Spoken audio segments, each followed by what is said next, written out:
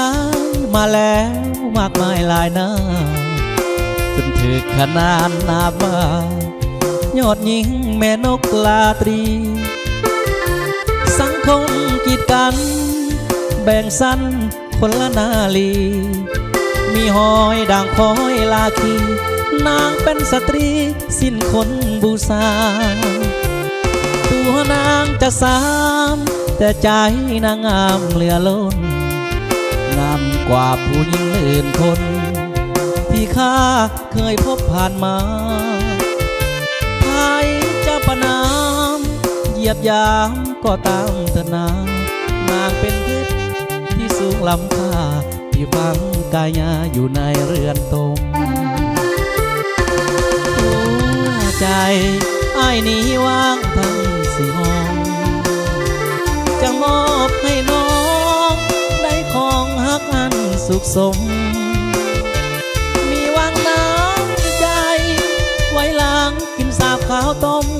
มีอ้อมแขนไว้แทนผ้าห่มเมื่อสายลมพัดผิวเลือนกายนางเคยผ่านสายมาแล้วมากมายก็สร้าง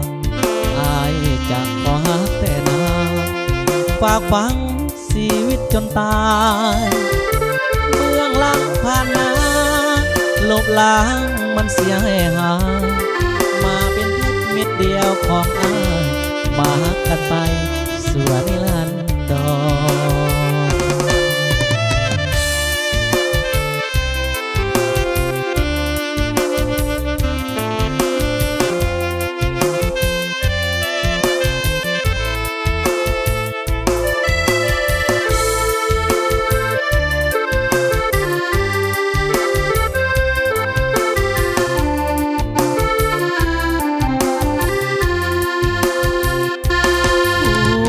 ใจ